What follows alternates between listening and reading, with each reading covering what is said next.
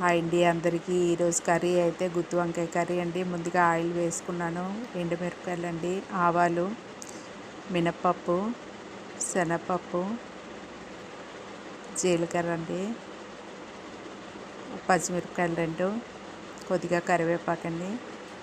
ఇవి కొద్దిగా వేగాక అల్లం వెల్లుల్లి పేస్ట్ వేసుకుందాము. నేను వంకాయలు ముందుగా గుత్తులుగా కోసి పెట్టుకున్నానండి. వాటిలో అయితే ఎటువంటి మసాలా ఏమీ పెట్టలేదు, ఆనియన్ కూడా వేయట్లేదు. ఆనియన్ టమాటా పేస్ట్ చేసి పెట్టుకున్నానండి. కొద్దిగా ఆయిల్లో మగ్గించి పేస్ట్ చేసి పెట్టుకున్నాను. గ్రేవీ కోసం అలా చేస్తే బాగుంటుంది, మీరు కూడా అలానే చేయండి. సరిపడా ఉప్పు, కారం, పసుపు వేసుకున్నానండి. ఇవి కొద్దిసేపు ఆయిల్లో మగ్గాలి. మగ్గాక టమాటా ఆనియన్ పేస్ట్ వేసుకుందాము. వంకాయలు అయితే బాగా మగ్గేయండి. ఈ కర్రీ అయితే చాలా బాగా వచ్చిందండి. ఇప్పుడు సరిపడా కారం వేసుకుంటున్నాను. ఇప్పుడు టమాటా ఆనియన్ పేస్ట్ అండి. ఒక పెద్ద టమాటాలు 2, పెద్ద ఆనియన్స్ 2 అయితే తీసుకున్నాను. ఇవైతే బాగా మగ్గాలండి. ఆయిల్లో పేస్ట్ అంతా బాగా వేగి వంకాయలకి బాగా మసాలా పట్టాలి. ఇప్పుడైతే మసాలా పౌడర్ వేసుకుంటున్నానండి. నేను రెగ్యులర్గా వాడే మసాలా పౌడర్ వేసుకుంటున్నాను.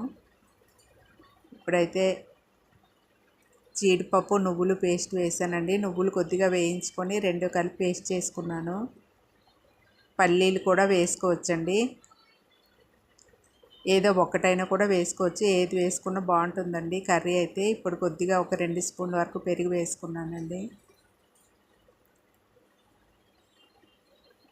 ఇదంతా ఆయిల్లో బాగా మగ్గింది. ఇప్పుడైతే సరిపడా వాటర్ వేసుకుంటున్నాను. వాటర్ వేసుకొని ఒక 10 మినిట్స్ మగ్గిస్తే బాగుంటుందండి. కర్రీ అయితే చాలా టేస్ట్గా ఉంటుంది, సింపుల్గా అయిపోతుందండి. నేను ఆయిల్ కూడా ఎక్కువగా వాడలేదు. ఈ కర్రీ మీరు కూడా మీ ఇంట్లో ట్రై చేయండి. కొద్దిగా కస్తూరి మెతి వేసానండి. కస్తూరి మెతి వేస్తే ఈ కర్రీ టేస్ట్ చాలా బాగుంటుంది. వంకాయలు అయితే బాగా మగ్గాయండి, మెత్తగా అయిపోయాయి. ఈ వీడియో మీకు నచ్చినట్టయితే లైక్ చేయండి, షేర్ చేయండి, సబ్స్క్రైబ్ చేయండి, కామెంట్స్ కూడా పెట్టండి. థ్యాంక్ యూ అండి.